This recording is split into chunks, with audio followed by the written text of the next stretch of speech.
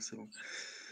Et bonsoir Boris. Alors je te reçois ce Bonsoir. soir dans le cadre du salon virtuel 2023 que j'organise.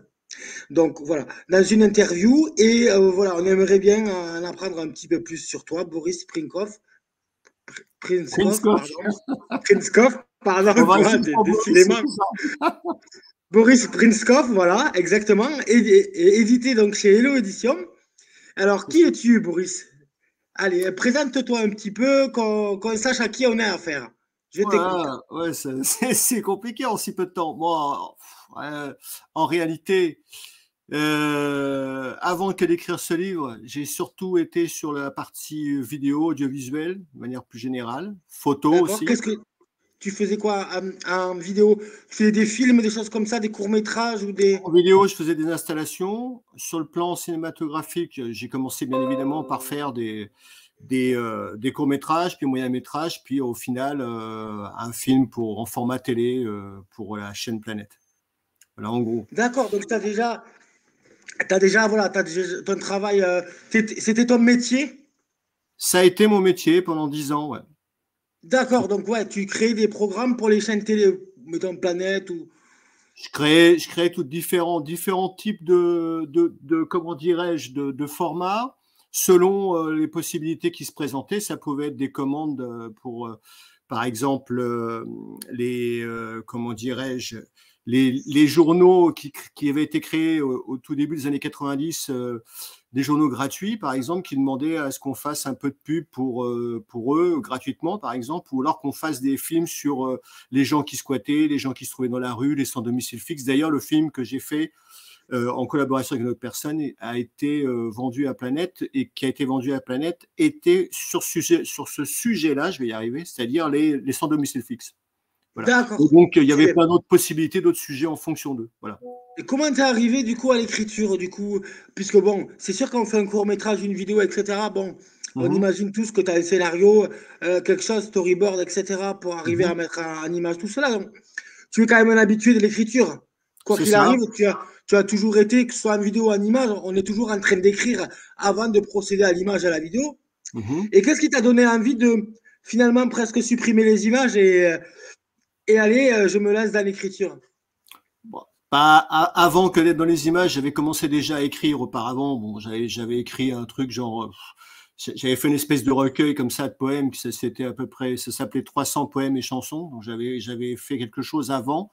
Ça allait en gros de l'âge de l'adolescence jusqu'à le jeune adulte, 18-19 ans par là. Et puis après, j'avais basculé sur l'audiovisuel parce que ça semblait plus simple si on voulait, disons, quelque part montrer ce qu'on écrivait, passer par l'image. C'est un peu bizarre, mais c'est comme ça. Et après, pourquoi je suis revenu à l'écrit? Ben, parce Oui, que tout à tout fait, oui. simplement, voilà. Et après, je suis revenu à l'écrit parce que pur, parce que ben, j'avais fait mon temps sur la partie audiovisuelle. L'audiovisuel, c'est lourd en fait. C'est très lourd. Pour faire un film, il faut des moyens, il faut de l'argent, bien sûr, mais il faut gérer les gens. C'est toujours compliqué de gérer les gens, surtout quand on est sur des films où les gens ne sont pas forcément des acteurs. C'est des gens qui ont une vie, en plus une vie difficile, puisque là, c'était en particulier sur les SDF, hein, pour le dernier projet abouti.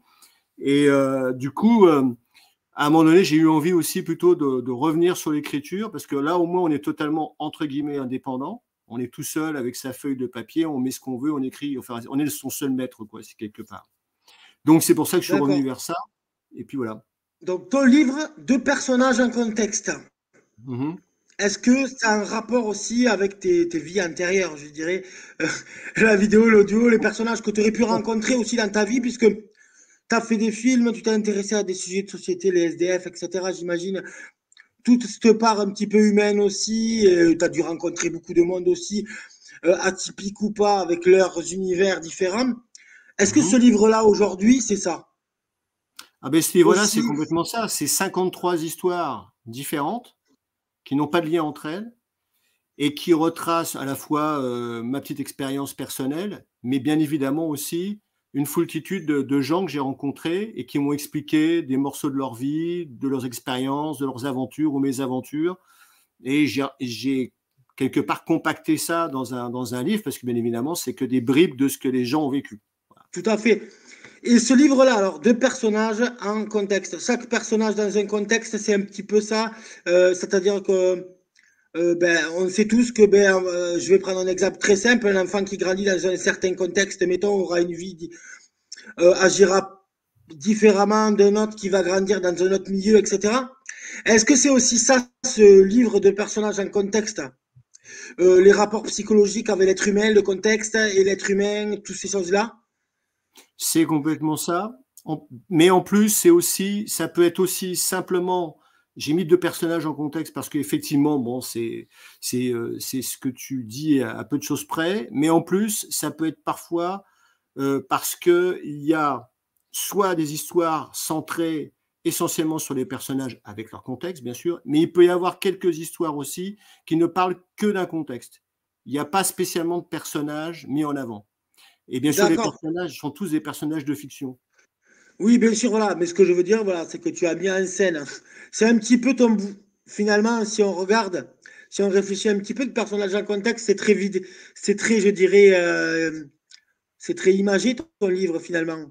C'est C'est un ça, petit c'est ça. peu. Mais voilà, on a un personnage, on a ben, dans un contexte dans lequel il va évoluer. C'est souvent ce qui se passe dans les films et dans les vidéos où on fait évoluer un certain personnage dans un contexte. Et toi, tu nous l'as remis à l'écrit, en fait. C'est Donc, ça. quand tu as écrit, j'imagine que ce livre est très descriptif, très. Tu as été obligé pour que les gens aussi s'imaginent les scènes, les personnages comprennent un petit peu aussi. Tu dois décrire beaucoup dans ce livre. Alors, plus que de la description, c'est plutôt de la mise en image, mais par l'écriture. Donc, parce que comme c'est des, entre Voilà, guillemets, c'est un format nouvelle, enfin, c'est un format nouvelle sans respecter exactement le format nouvelle avec ses paramètres classiques, mais en tout cas, parce que dans une nouvelle, on ne peut pas non plus énormément décrire, mais donc du coup, oui, c'est vrai que j'utilise plutôt un style cinématographique, imagé, pour que les gens tout de suite soient un peu dans le bain, dans le truc, qu'est-ce qui se passe, où on va, qui sait, pourquoi c'est là. Et en même temps, ça peut aussi être utilisé aussi pour un petit peu dérouter les gens. L'idée, hein, c'est quand même que les gens à la fois puissent se divertir ou se défouler, et en même temps, selon les histoires qu'il y en ait pour chacun des goûts, parce qu'il y a forcément des histoires qui ne vont pas intéresser certaines personnes et d'autres bien qui sûr. vont nous intéresser. Voilà. Donc, Tu c'est ce vois. que j'appelle, moi, c'est le style de livre que j'aime bien, où en fait, on le prend pas, on le lit pas comme une histoire, on va prendre un bout au milieu, à la fin, ou quoi, c'est une histoire, on va tomber sur une histoire, on va la lire, voilà, c'est comme ça que toi, tu as vu la chose aussi. Un livre qu'on peut avoir tout le temps à droite, à gauche, on va prendre une histoire, on va lire un jour, puis 2 jours après, on va lire une autre, etc. C'est complètement ça. D'ailleurs, la plupart des gens qui sont revenus vers moi pour me donner leur avis, leurs réflexions, leurs impressions, c'est ce qu'ils m'ont dit. Ils m'ont dit exactement, Oui, voilà, c'est ça. ils m'ont dit C'est-à-dire que, exactement, voilà. voilà, on peut piocher les histoires comme on veut, on n'est pas obligé de suivre une chronologie. Ça, c'est la première chose. La deuxième chose, les formats sont suffisamment assez courts, parce que les gens, maintenant, ils lisent où? Dans le train, dans le métro, et ils Voilà. peuvent prendre une histoire, et ils savent qu'ils vont peut-être pouvoir la finir quand ils vont arriver au bureau, et ils n'ont plus besoin après de se rappeler qu'est-ce que c'était le truc, au fait. Ils peuvent passer à une autre histoire tout de suite. Voilà, Donc, c'est ça.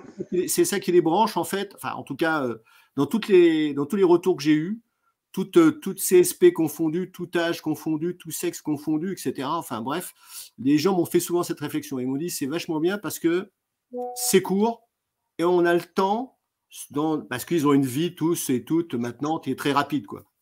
Tout à fait, c'est très rapide. Et puis voilà, comme tu dis, le métro, le train, on prend une histoire. Bon, et c'est toujours délicat d'aller. On sait qu'aujourd'hui, malheureusement, la littérature, les gens lisent beaucoup moins que ce qui peut arriver, quoi. Aujourd'hui, on lit beaucoup moins qu'à une certaine époque. On a beaucoup de médias dans lesquels on peut. On a beaucoup de médias entre l'audio, la Mhm. vidéo, le livre, l'écrit. Mais le paradoxe aussi, c'est qu'on n'a jamais autant lu, puisque les réseaux sociaux, on lit souvent, etc. C'est vrai. Bon, il y a un paradoxe.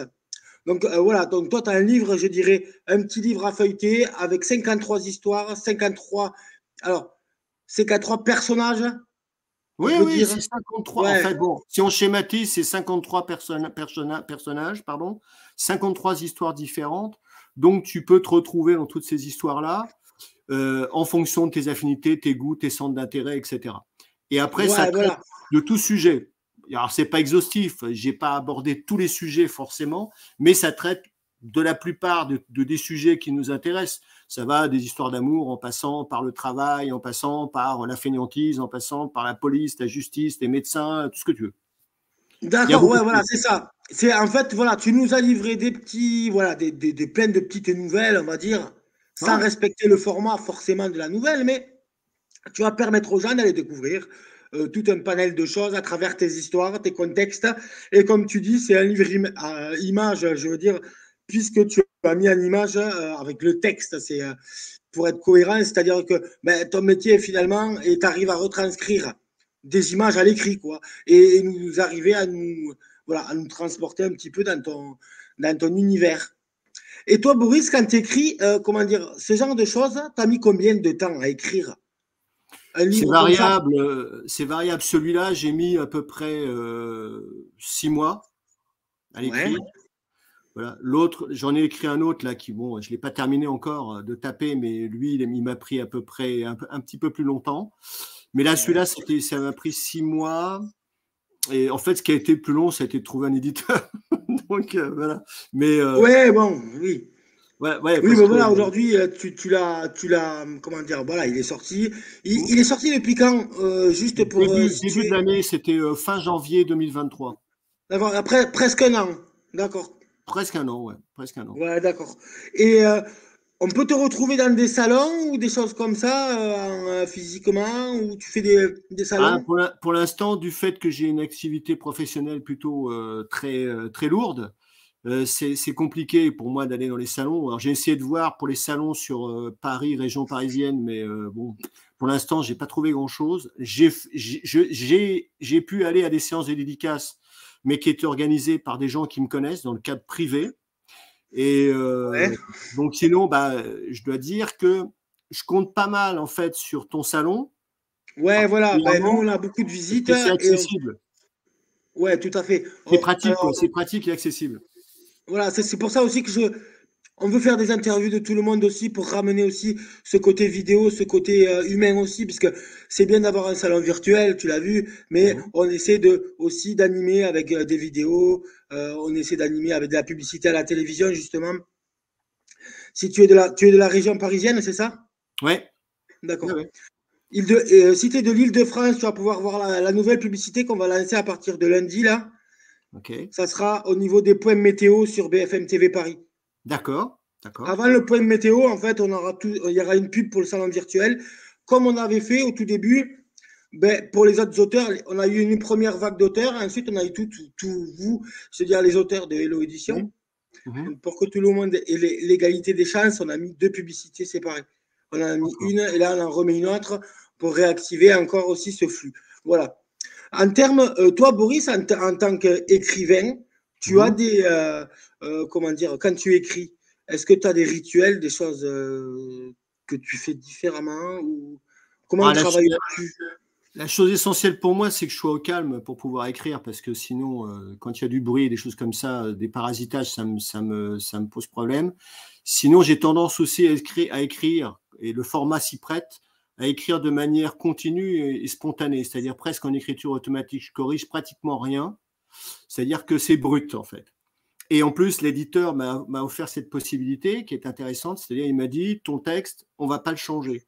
Ton texte, il va être, sauf s'il y a des coquilles, des choses comme ça, bien sûr, ils disent, attention, il y a ça, il y a ça, il y a ça. Mais sinon, chaque texte est reproduit dans son intégralité. Et chaque texte, sauf pour les plus longs, parce qu'il y en a un qui doit faire 100 pages parmi les plus longs, mais sinon la plupart sont entre 3 et 10 pages. Tout cela, je les ai écrits d'une traite. C'est ça surtout je dirais mon toc, on pourrait dire ça comme ça, c'est-à-dire c'est ma manie un peu j'aime bien, une fois que j'ai commencé l'écrire et le format s'y prête. Bien sûr, si j'étais dans un concept plus roman, je pourrais pas le faire. Ouais, Ou d'accord, alors je oui, oui. par chapitre. D'accord, voilà. Donc toi, c'est ta manière d'écrire. Voilà, t'écris brut, t'écris comme ça, presque en écriture automatique, pour après remettre en place s'il y a des remises en place. C'est ça. Donc ton ouvrage, il est édité par donc Hello Édition. On le Hello retrouve Edition. chez, je sais plus, une centaine de librairies. Enfin, il est disponible sur Internet un petit peu partout, c'est ça? Oui, surtout sur les gros trucs comme la Fnac, Amazon ou encore Cultura. Oui, voilà, c'est ça. J'ai vu qu'il était partout. Donc aujourd'hui, voilà. Donc deux personnages en contexte de Boris Prinskov. Ouais, c'est pas dur quand même, Prinskov. C'est moins facile que toi à prononcer, d'accord, mais bon, quand même. Ouais, c'est ça. Donc, non, non, non, c'est pour ça. Non, mais on y arrive. Boris Prinskov. Voilà, mais c'est très bien comme ça. Voilà, parfait.